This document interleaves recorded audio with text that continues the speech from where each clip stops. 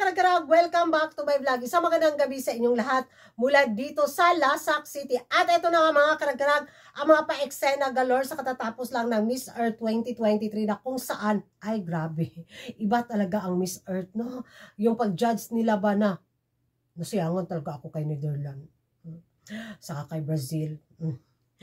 Wala jud di good matabang basta Miss Earth talaga yung salihan impas jud ka diha sa pa-Q&A nila na nangaratol pasti lang jud kagwapa gyud unta ni Netherlands pero hindi talaga utakan talaga yung labanan kaya naligwak ganon yung mga malalakas na mga frontrunner sa corona sa Miss Earth 23 at dahil nga utakan ang labanan nakaariba talaga ang pambato ng Thailand at ng Albania mga karagkarag na kung saan natalo ang ating pambato si Iliana sa corona. Naiuwi lang ng ating pambato ang first runner up which is happy din ako sa resulta. Di ba? Kasi kung si Iliana yung nanalo, grabing aabuti na naman ng bash ng kandidata natin at ng Miss Earth organization. Deserve ni Albania ang corona, deserve naman ni Iliana sana ang corona, di ba? Pero happy ako sa resulta.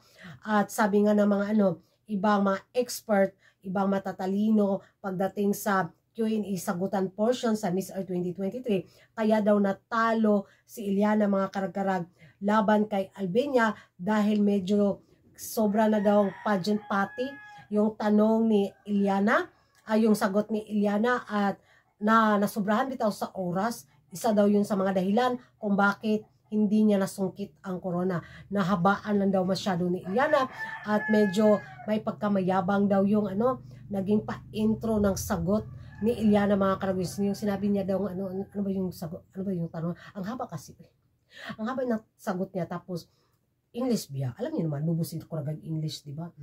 Tapos yung tanong, sakit kaayo sa sa utak ni Kuraga na stress gyud ang ako ang bitaw Albert Einstein na knowledge. Wala nga si Kuraga. Lang ako kanina sa Q&A yun?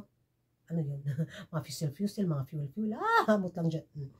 So, sabi nga ng mga ibang matatalino sa social media, mga karag-karag, sana kung direct to the point lang daw si Iliana sa kanyang sagot sa Q&A bitaw at binigyan niya ng powerful na ending. Nako baka kaya niya, matalo pa niya si Albania, di ba? Kasi si Albania daw sa kanyang sagot, it's very, lang daw ba? Direct to the point, tapos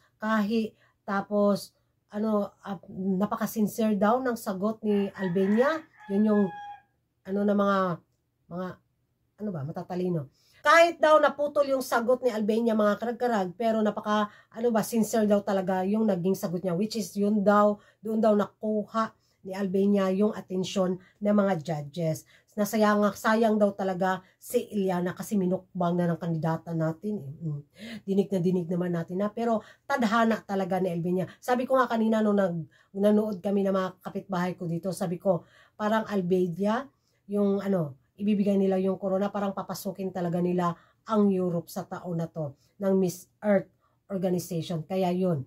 Pero congratulations pa rin sa ating kandidata mga karag-karag kasi wow, ilang 100 plus na mga kandidata sa iba't ibang bansa ang naglalaban-laban sa taon na to sa Vietnam, but first runner up is congratulations Pins. Wagi pa rin tayo, hindi tayo na Lutlot Bilyon, hindi tayo na El Tocuyo. Nako, congrats Iliana pa rin tayo mga karag-karag at salamat sa ating pambato at sa Miss Earth Philippines at sa Miss Earth organization. Naging successful yung pa-event nila sa Vietnam, which is kahit next vlog ko na yung halas ko next vlog na.